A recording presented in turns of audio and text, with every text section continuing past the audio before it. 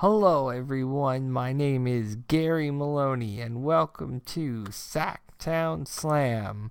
A little bit later than I had said I'd be back. Unfortunately, Tuesday, Wednesday, Thursday, Friday. Ugh, stomach virus. And the not so pleasant kind. So I know I didn't get back to you on Smackdown. So I will in a moment. A few big stories have broken out over the week. One of which is why Emma was fired.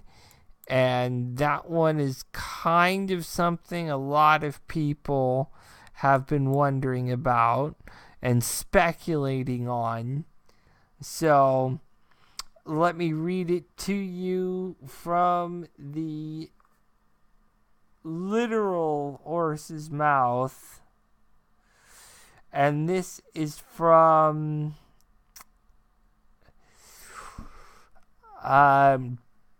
former WWE writer James McKenna during a recent edition of The Sheet podcast.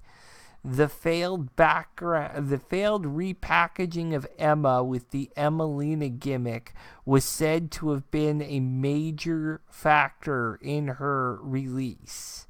So a lot of people were speculating this, and they were proven right. Anyway, McKenna claims that during her time with WWE, Emma was hard to work with. According to him, Emma continuously shot down gimmick ideas that were presented to her by the WWE creative team. This reportedly became an issue for the creative team down the line. McKenna's claims seem to go hand in hand with the Sports Illustrated report, which said Emma had made some enemies on the creative team, and that contributed to her departure from the company. She was also very vocal with her status on Twitter, or i.e., in other words, she just didn't give a shit about what people thought, including in the company. Does this surprise me? No, because WWE really is that petty to feed her to Asuka and then say hasta la vista. I find this very, very distasteful on WWE's part. What the fuck? She was a decent wrestler. And she was good at what she did. She was good at being a heel. You needed more heel females that were jobbers. So it's not like Emma was asking the world of the damn company. She just wanted to be who she was. A heel. Because that worked for her. Other things I've heard about this Emmalina gimmick was that it was supposed to be a throwback to Sable. I hate to say this, but why is that appealing? What, so you can give her surgery on her chest and have her shoot out t-shirts? No. Okay? That was then, and this is now. You have to understand these women are trying to get away from being sex symbols. They want to be known for their wrestling. And why you would force somebody to do a throwback of a literal sex symbol in WWE, that's just like, no. So I wish Emma all the luck in the world in her future endeavors. I hope that she's back in WWE someday and just hands everyone their ass. And fuck the creative team. I mean, Raw's creative team is shit right now anyway. They got their head so far up their ass, it's coming right back out their mouth. It is ridiculous. It's human centipede problem there on Raw. And the only way that's going to get fixed is when Triple H is running the company. I firmly believe that. Now, there are reports from Pro Wrestling Observer, also about another friend of ours, Durga Jinder Mahal. And this will make my friend Ivan pretty happy. Apparently he might be injured, so he may have to drop the title in India. I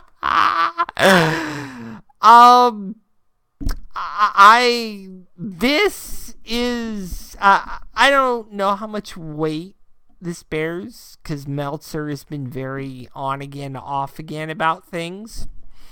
It is true that Jinder's been wearing tape on his shoulder, because that's where it hurt, and they've had a lot of shoulder injuries lately. I mean, just look at Jeff Hardy is a perfect example, and Cesaro, and even, you know, and Finn Balor. You didn't even go as far back as Sting. But there's a serious disconnect there with people on how to take care of their shoulders, obviously. But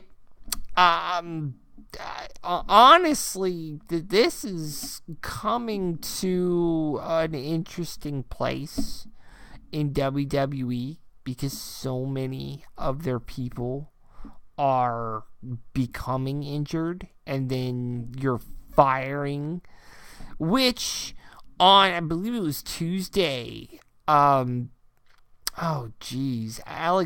Wolf, I believe.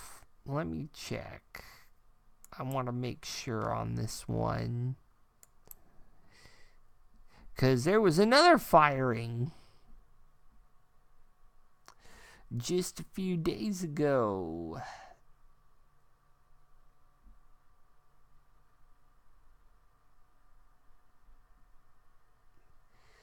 Let me see if there's more news here.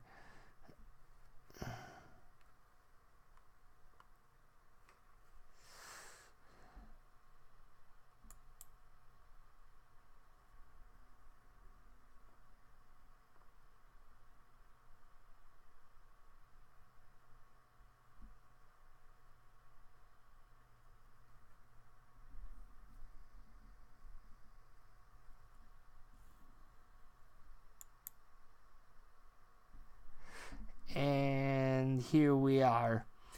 WWE has issued from the company trainee Leo Gallagher's contact on Friday. Apparently has said to have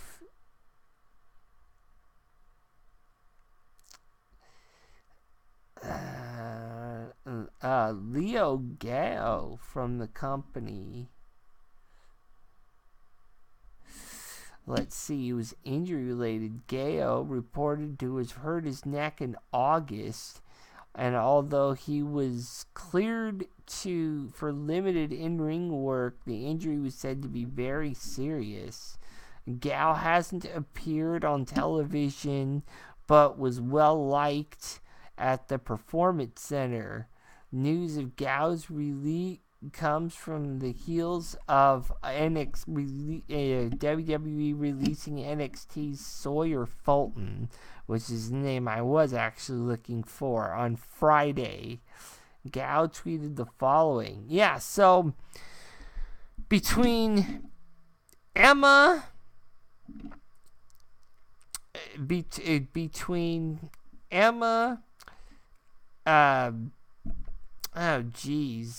Darren Young, the other woman whom I can't think of right now, Summer Rae, Leo Gao, and Sawyer Fulton. That's 5 people whom have gotten the axe just in the last week. 5 people. WWE is clearing house right now. Now, Sawyer Fulton kind of sucks because he was just injured. Summer Rae wasn't on TV for a long time, and they just creatively couldn't do anything with Darren Young. And it's amazing how many people are getting the axe. Like, bad. Like, these people, like this company, it is a major problem right now in terms of being employed with WWE. I don't think your employment is guaranteed anymore. Anyway, let me get to Smackdown. It was on Halloween night, and a lot of people had been asking Shane why it started out why people were asking Shane why SmackDown led the siege on Raw. Shane said the answer is simple. The 25th anniversary of Raw is coming up, and that's a great accomplishment, but SmackDown wasn't around back then, and ever since SmackDown came around, SmackDown has always been viewed as the inferior brand. Shane started thinking about what could be done to change that perception, so he gathered a team, got Daniel Bryan as a GM until his contract runs out and he goes to Ring of Honor, most likely. They went live every Tuesday night, blah, blah, blah. Basically, Shane is just trying to tell everybody that, SmackDown doesn't suck, and and just a lot of that. And, that's fine. It is what it is. It doesn't really change much as far as the perception of everything.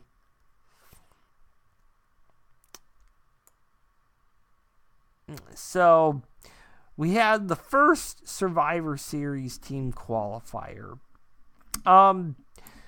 Before I go on, this SmackDown did absolutely awful in the ratings. Now, you'd think with the matches, they would have done a lot better, because I do see Dolph Ziggler versus Bobby Roode as being a decent match, and Kevin Owens versus Nakamura was a decent match. It might have been all the filler in between, but as far as I'm concerned, and more than likely they're going to go back up, because the fact that it got a 2.1 probably stems from the fact that this show was on Halloween. But, for all the haters out there, I mean, yeah, WWE needs to clean up its shit. I don't disagree with those of us in the YWC. But let's be honest here, between the World Series and Halloween and what's that other thing? Basketball. That's, this is usually the time of year WWE gets hit the hardest. So now that baseball's over with and the fucking Astros won the World Series, which I'm a Giants fan, fuck the Dodgers, just like we fucked the Revival. I hate the Dodgers with a fucking passion because I am a Giants fan, but how Sports Illustrated predicted the Astros 3 years ago were going to be the champs, it just tells me there's a little bit of money involved. Somebody got paid.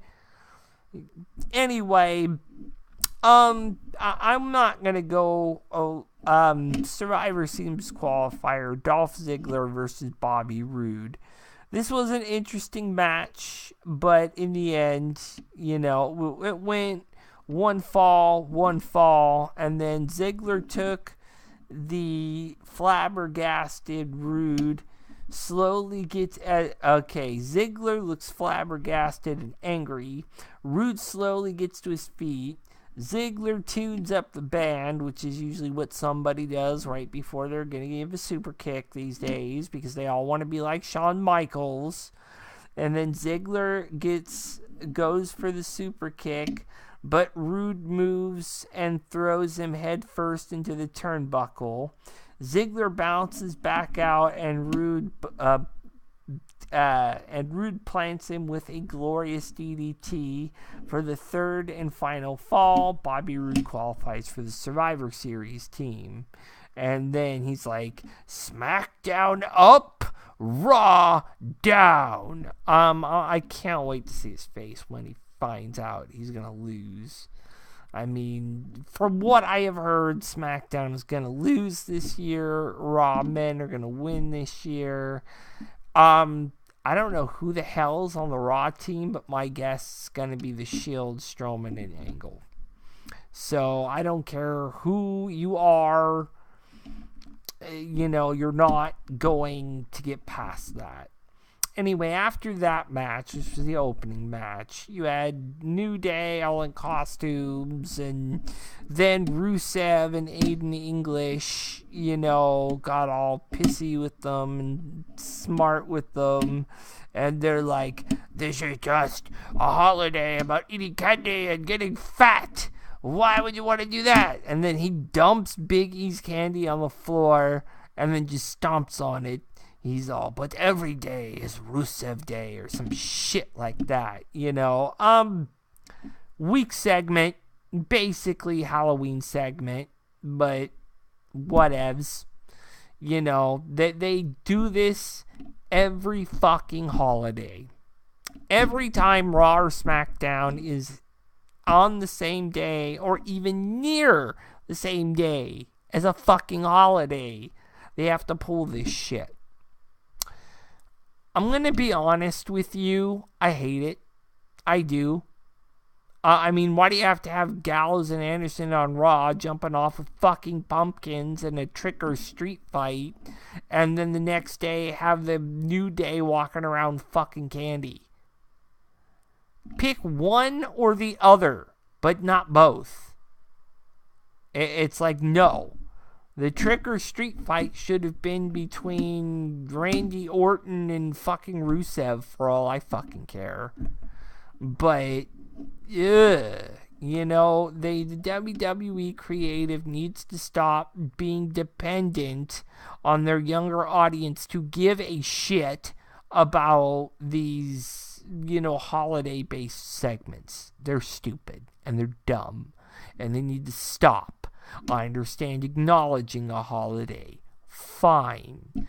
But that's too much acknowledgement. Anyway, then you had Baron Corbin versus Sin Cara.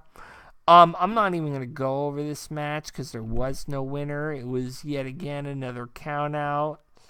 And, the biggest thing was that Baron Corbin tried to rip off Sin Cara's mask. And Sin Cara flipped out, and again, it was a double count out. It really was not very pleasing. Then you had the Singh brothers come out with Jinder Mahal, and this match with Samir Singh, it wasn't even that long of a match. The bell sounds, Samir Singh and Styles takes him down and beats on him, and then sets up for a Styles clash for a 3 count. This match lasted 10 seconds, if that. So I would dare say this match was probably a minute. I don't even think it was a minute, to be fair. So it was disgustingly short. AJ Styles won. And, after the match, Jinder runs in and starts trying to beat up Styles. And I can't believe they let him hit a fucking Colossus on AJ Styles. What the fuck? This is Jinder Mahal. Jinder Mahal. The loser you had jobbing to people like you had jobbing Emma? Why don't you just fire Mahal? I'd have rather have kept Emma. But no, Jinder's just going along. Jinder just is following orders. Yeah, well, the phrase, I was just following orders, has also been used in some of the most infamous and stupid decisions ever. So, props to Emma for having the balza to, counter WWE corporate. And fuck Jinder Mahal. I hear that he is injured. I hear he may have to give up the title to AJ Styles so that he can be fed to Brock Lesnar, which is bullshit. It should be the other way around. Fuck Brock Lesnar and your fucking $1 million that you make a year, which is absolutely fucking ridiculous. Like, how do you make $1 million and then the next person under you make $100,000? Hell no. Give me a break. Brock Lesnar ain't nothing to write home about at this point with his diverticulitis making him do matches in 5 minutes or less. I'm sorry. I know he's a genetic freak, but he's just a weak-ass genetic freak at this point. Go home, shoot your innocent animals in Minnesota, and just, write me when you can give me a match that's 10 minutes or above. Anyway, Kevin Owens and Sami Zayn talk about how Shane McMahon has a lot of nerve making himself the captain of the Survivor Series team. Owen states that this is just par for the course, as they shouldn't be surprised. Sammy says it's supposed to be the land of opportunity, but all the best opportunities go to Shane or those that he likes, like Randy Orton. Shane loves Randy Orton, who screwed Sammy out of a spot on the team with a low blow, which, yes, that's true. Last week, Owens says he'll go out there and make it right tonight. Sammy replies, and they will make it the Kevin and Sammy show. Owens corrects him. No, it'll be the Sammy and Kevin show. And gleefully heads off. Tee-hee-hee. I'm not a big fan of this best friends thing with Kevin Owens. It seems to be like a running theme. He doesn't need to do this. He really doesn't. Because we all know in the end he's going to just betray Sami Zayn like he betrayed Chris Jericho. And Chris Jericho and AJ Styles try to pull this. And, it's been done to death over the last 2 years. I think this is an angle that needs to not happen. The same thing is happening with the Shield. I get it that alliances and enemies need to be formed, but I guess that is through friendships, but the whole he's my best friend, just why? I don't get it. Maybe it's the PG era thing, but this is not good television. And wrestling does not need this shit. You can form alliances without making it look like a 70s TV show. This is not Seinfeld or Frasier or any other bullshit that you would have seen in the 90s. So stop making it that way. It's dumb. Anyway, you had Rusev versus Big E. So Aiden English jumps up on the announce table and starts singing the Rusev Day song again, which that's getting annoying. Like, I love, I'm glad Aiden English found a niche. I just hate that it's this one. And what's he going to do once this gets old? I mean, I hear that they're trying to, or that they might, not trying to, but they want to, like, make it so Ty Dillinger's a heel and Rusev's a face. Number one, Rusev's been a heel way too long to make the face thing work. B, Ty Dillinger's got respect. And if you turn him heel without pushing him full on as a face first, it's not going to work. So the fact that you're even considering that is just retarded. Road Dogg, back to the drawing board. People don't shout 10 every fucking time there's a count out because they feel like shouting 10. They shout 10 because they have respect for Ty Dillinger. Should have given him the U.S. title, but no. You got to give it to Boring Corbin. I mean, I guess if you want to give the guy another chance, it's like, whatevs, but give me a fucking break. Boring Corbin is whatever. There are Baron Corbin fans out there, which, I was a Baron Corbin fan until I found out all he did was bitch. But whatever, And I don't mean that he does that as a character. I mean that he does that as a person. And that bugs me. You want something, you earn it. You don't just sit there and get it overnight. It doesn't work that way, Baron Corbin. Nope. Trust me. I know. I'm friggin' disabled. I have to just earn getting out of bed every night. Anyway, Aiden English sings the Rusev Day song. Xavier Woods starts playing the trombone. English stands up and attacks him. Back in the ring, English ends up getting hit with a big ending from Big E. Rusev then drops Big E with a kick to the back of the head for a 3 count. So Rusev took advantage of the distraction and got the 3. So definitely not a big deal. So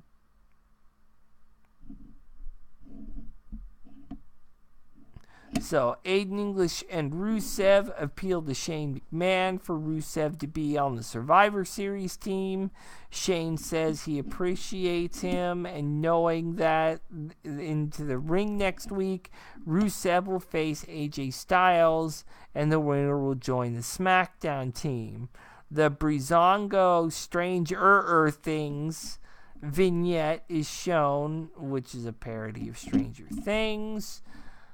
I'm kind of getting tired of them doing these vignettes. I mean, yeah, it's funny, but, and, the Bludgeon Brothers stuff, it's great, but get these guys' asses back in the ring. I'm done with the Fashion Files stuff. I mean, you want to know why this got a 2.1? This is part of the reason. You are misusing your tag teams. And I don't know. In this description somewhere here, they also forgot about Gable and Jordan because they were talking to the Usos and about, how I'm going to face the Shield, the Survivor Series.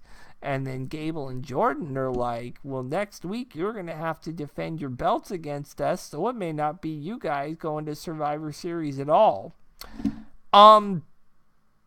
Cliff note. If you want Survivor Series to be interesting at all, make the Usos the winners. They deserve a shot at the Shield.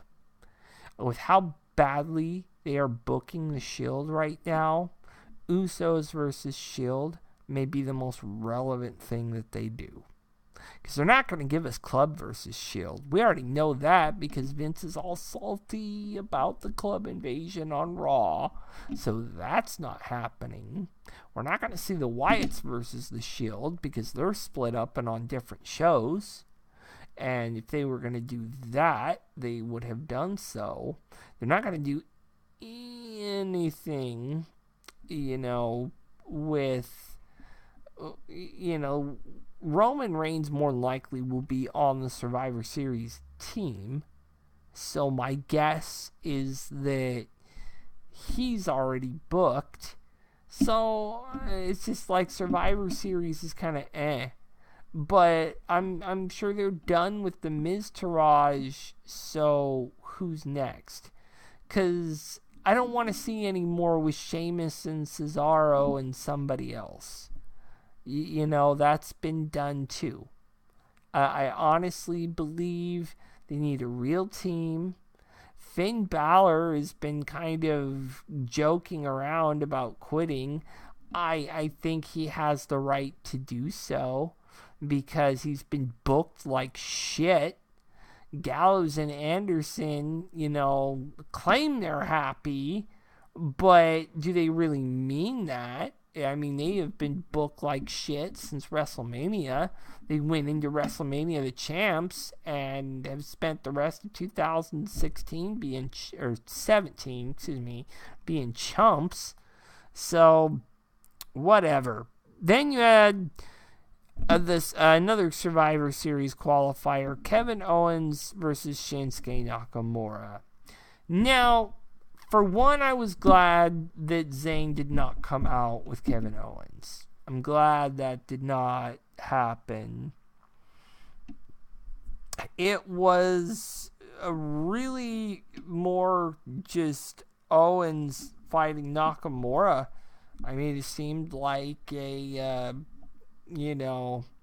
throwback to NXT a little bit. I mean, this match was a long match. In the end, Nakamura goes after Owens, but gets tested against the ring or gets bashed against the ring post. Nakamura is shown back in the ring, and Owens hits a huge splash off the top rope for a 2 count. Owens tells... Oh, Sammy was out there. Excuse me. Owens tells Sammy to strip the announce table for him. As Owens moves toward Nakamura, Randy Orton's music hits, and he merged behind Sammy and suplexed Sammy on the announce table. Yeah, I forgot about... this is what happens when you're sick during Smackdown and on Halloween of all friggin' nights. When you're getting constantly, I wasn't even paying attention. I had forgotten all about a lot of this. Owens went for a pump-up powerbomb, but Nakamura countered it with a Frankensteiner, which looked freaking awesome, by the way, with a 2 count. Nakamura stalks for the Kinshasa. Sammy gets Owens and pulls him out of the ring. That's when Sammy got thrown onto the table. In the ring, Nakamura hit a distracted Owens with a Kinshasa for a 3 count. Shinsuke Nakamura qualifies for the team, and that's how it ended. So, I'm not sure if they're building up for Nakamura and Orton one more time or not. It would seem that way, but I don't know if that's the case.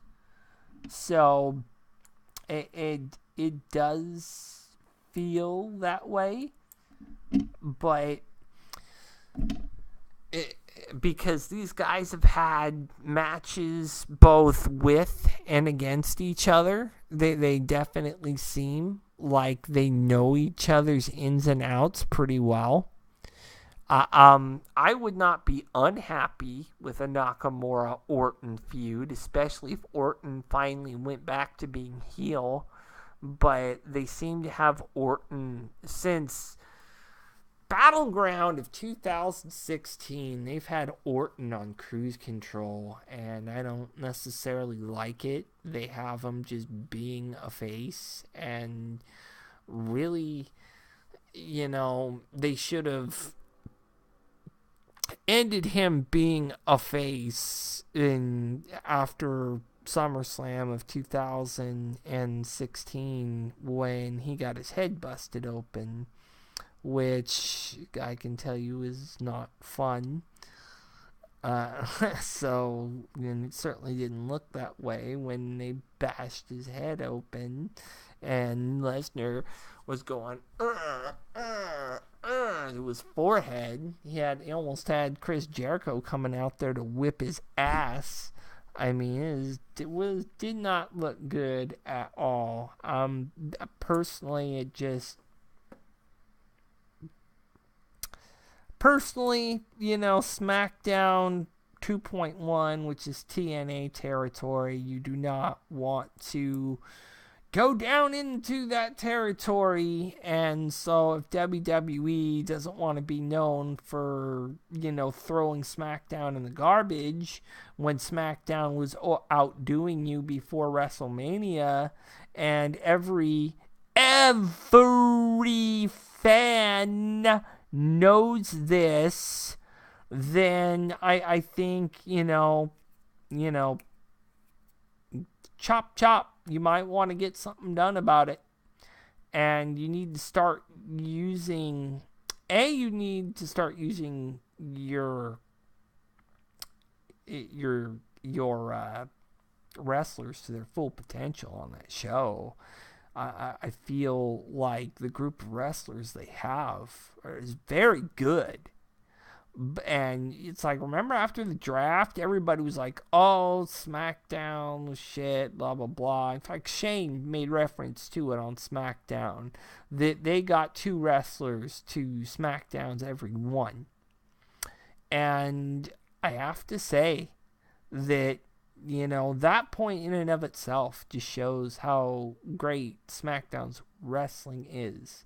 And that it is the wrestling show, which means when you fill it up with promos, you are essentially removing the purpose of having a wrestling show.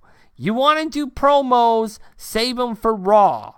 If what you want to do is promos with the Fashion Police and the Fashion Files, move their ass to Raw and trade them for a Raw tag team. I mean, that's part of what drives me crazy about the Fashion Police, is they are so over, but they will not have them wrestle. Like, when are they going to be more over? Because I don't see it. They are so over right now. Have their asses wrestling. And I mean, the Bludgeon Brothers, who look like freaking Dennis the Menace crossed with Duck Dynasty in their costumes. I saw a picture of them, and they were in Dublin, Ireland, or something like that. They look fucking awful. Like, what happened to those dark fucking coats and shit you were using in your promos? Should have just come out in those. Like, you do not need to look like fucking rednecks. Please. That was Wyatt family. You are technically not Wyatt family anymore. Why do you need the goat mask? It's stupid. I mean, the goat mask was then. You need to find a new identity now if you are being repackaged.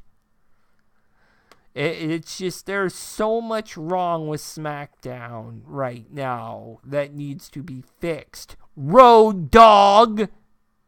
So it's just, first of all, the rumors about AJ Styles. If you are going to put the title on AJ Styles before Jinder fights,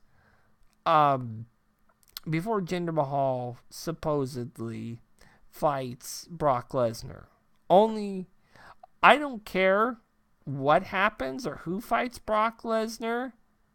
The fact of the matter is if you do have AJ Styles take that title, and you have AJ Styles fight Brock Lesnar and lose just because it's Brock Lesnar, right? Don't piss off the beast, right? Don't break the 11th commandment. You know, as far as I'm concerned, whoever fights Brock Lesnar keeps the title. And at least through the India tour. After the India tour, it should be put on AJ Styles. Nakamura wins the Rumble since it is, thine higher powers bidding to have Roman Reigns and freaking Brock Lesnar fight each other anyway. Why the hell do you need the Rumble to do that? Everybody already knows about corporate initiative. So what are you trying to prove? Let the fans have something to grip on. Just a teeny morsel. I'm not saying play me the world's smallest violin, because you've already done that with Nakamura when he fucking lost to fucking Jinder twice. So, yeah, you've already done that. I'm saying play me a violin and some freaking Asian rock and roll that I can get used to, and let me see the Phenomenal One and fucking, the King of Strong Style, because calling him the artist is a fucking insult. Let them do his thing. Let them do their thing. They did it at Wrestle Kingdom. Let them do it at WrestleMania. You want to fucking beat out Wrestle Kingdom. You don't want people to bash WrestleMania. Then put a good main event in. Because no one gives two shits about Roman Reigns and fucking Brock Lesnar. We in the YWC all see this shit coming from a mile away. I will be one of the first on here to say I fucking told you all so when Roman Reigns wins that fucking Royal Rumble. Anyway, I'm going to go ahead and leave it at that for SmackDown. And definitely got you a lot of news from over the week. A lot of people, though, have said, why didn't you fire Dana Brooke? My guess, why this is a PR stunt for Dana Brooke, because she did just lose her boyfriend. They'll probably fire her, at the beginning of the year, or if not at the very beginning of the year, then right after they do the WrestleMania spring sweeps. Because Dana Brooke isn't worth shit. I'm sorry. She is a female bodybuilder that can't wrestle for beans. So, to fire Emma instead of Dana Brooke, that would not have been my first choice. So, anyway, I'm Gary Maloney here for Sacktown Slam, and I am signing off.